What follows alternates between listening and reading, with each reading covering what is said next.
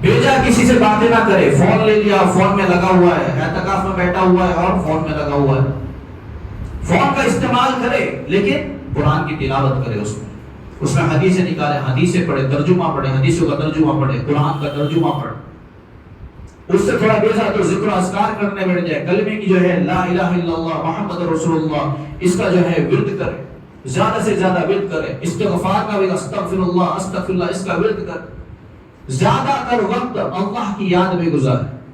بیکار فون میں باتیں کرنا، بےہودہ چیزیں کو جو ہے مسجد میں بیٹھ کر بھی موبائل کا استعمال کرنا، ہاں اگر ضرورت ہے، جیسے بھائی سحری اور افطاری کا کھانا آتا ہے، گھر سے آتا ہے تو گھر سے فون آ جاتا ہے یا کرنا پڑ جاتا ہے کہ بھئی آج یہ چیز نہیں دوسری چیز بھیج دینا، زیادہ مت بھیجنا، کم بھیجنا، یا کم نہیں زیادہ بھیجنا.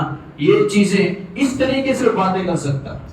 کوئی ضروری کام آ گیا بزنس سے متعلق ہے کہ کال اٹھانی ہے، ضروری ہے، ورنہ کام نہیں چلے گا، تو اس کال کو بھی اٹھا سکتے ہیں آپ، کال کر کے اس کو بتا سکتے ہیں، رہنمائی کر سکتے ہیں. اپنے کام کرنے والا کوئی ہے تو اس کی رہنمائی کر سکتے ہیں، فلاں چیز فلاں جگہ ہے، فلاں کو دے دے. اس طریقے سے باتیں آپ ضرورت کی جو باتیں ہیں جن کے بنا کام نہیں ہے ان باتوں کو آپ کر سکتے ہیں.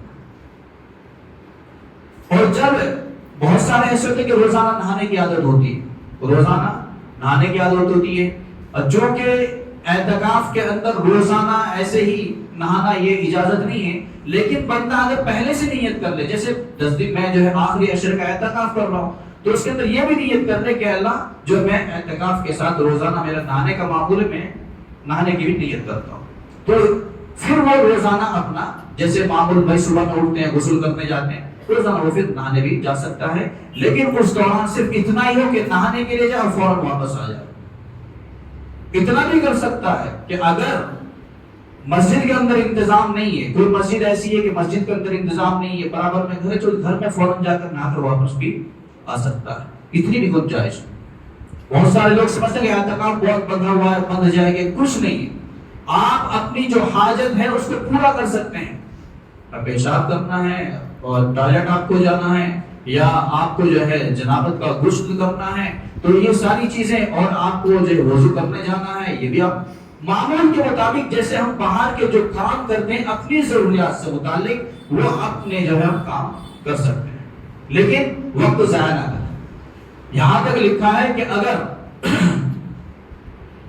جمعہ اس مسجد میں نہیں ہوتا، ایک مسجد میں جمعہ، ایسی مسجد کے اندر اعتکاف بندہ کر رہا ہے کہ اس مسجد کے اندر جمعہ نہیں ہوتا، اور جس مسجد کے اندر جمعہ آتا ہے وہ دور ہے، تو فرمایا کہ آپ جمعہ پڑھنے کے لیے وہاں تک بھی جا سکتے ہیں، جمعہ پڑھ کے پھر فوراً واپس آ جائیں. لیکن درمیان میں کوئی ایسی بات نہ کرے، بیکار بات نہ کرے. بیکار بات کریں گے تو اعتکاف ٹوٹ جائے. ہاں اس نماز سے متعلق، اس مسجد سے متعلق آپ بات کر سکتے ہیں. مثال کے طور پر ہم راستے میں جا رہے ہیں، کوئی بندہ بھائی نماز کتنا وقت ہے، نماز کون سے ٹائم میں وہاں نماز، یہ ضرور نماز سے متعلق کتنے بجے نماز ختم ہو جاتی ہے، یہ نماز سے متعلق سوال. تو ایسی بات کرنی ہے تو اس کو کر کے ہم واپس آ سکتے ہیں. ورنہ میں کہنے کا مطلب ہے کہ اس کے لیے آدمی باہر بھی جا سکتا ہے. جنابت کا غسل نائٹ فال ہو جاتا ہے، مسجد کے اندر موجود ہے، تو فوراً اس کو اٹھنا چاہیے. گھر کے اندر کیا ہوتا ہے، نائٹ فال ہو گیا تو سونا، چلو فجر کی اذان ہوگی، اٹھ جائیں گے، اس کے بعد نہائیں گے، پھر نماز کے لیے چلے جائیں گے، دیر تک اس کو ٹالتا ہے.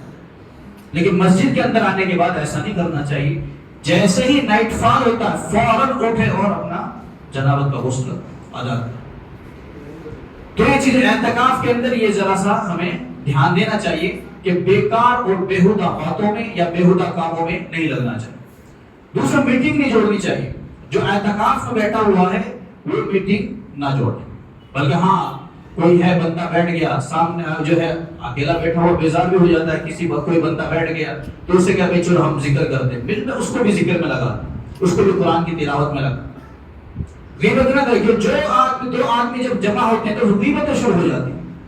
اس لیے جب جمع ہو، 2 آدمی ہو، 3 آدمی جمع ہو جائیں آپ کے پاس، تو فوراً کہ بھائی آخری عشرہ گزر رہا ہے، میں اعتکاف کی حالت میں ہوں اور اللہ کی خاص توجہ ہے ہماری طرف، لہٰذا چلو ذکر کرتے ہیں لا الہ الا اللہ، چلو قرآن پڑھتے ہیں، چلو نفل پڑھتے ہیں، ان کاموں میں ہم کو لگا.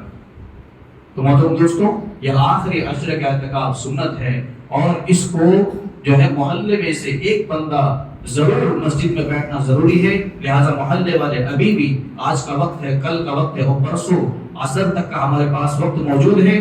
اپنے کسی بندے کو مشورہ کر کے تیار کر کے اس کو مسجد میں لا کر جو ہے بٹھانے کی کوشش کریں. دوسرا، بہت ساری مسجدوں کے اندر اجرت دے کر بٹھاتے ہیں، پیسہ دے دیتے ہیں کہ بھائی اتنا پیسہ لے لو، آپ اعتکاف کے لیے بیٹھ جاؤ. بہت ساری مسجدوں میں دیکھا ہے ایسا کرنا جائز نہیں کہ بھائی کسی کو پیسہ دے دیا اور پیسہ دے کر وہ بیٹھ گیا، تو وہ تو پیسہ لے چکا ہے، اس کو کیا ہے، اسے کیا ثواب مل رہا ہے اس چیز کا. یہ طریقہ غلط ہے اور یہ جو ہے ناجائز ہے. اس طریقے سے کسی کو آپ اعتکاف کے لیے پیسہ دے کر نہیں بٹھا سکتے. اور دوسری بات، جب اعتکاف کی حالت میں ہوتا ہے تو اس بندے کو ضرور بھی ضرور لیلۃ القدر مل ہی جاتی ہے.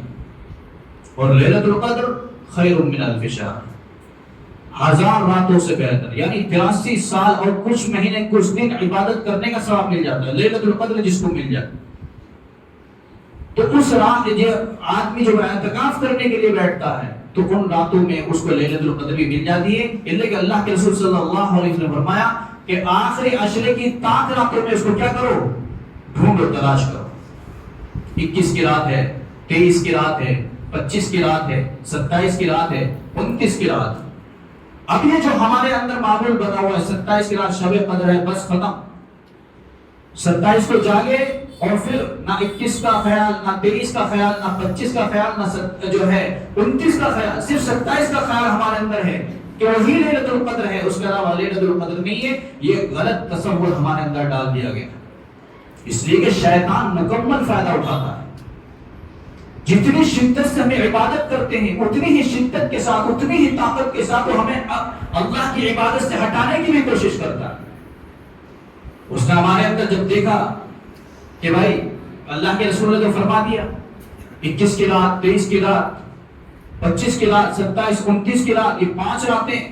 اب 5 راتیں اگر یہ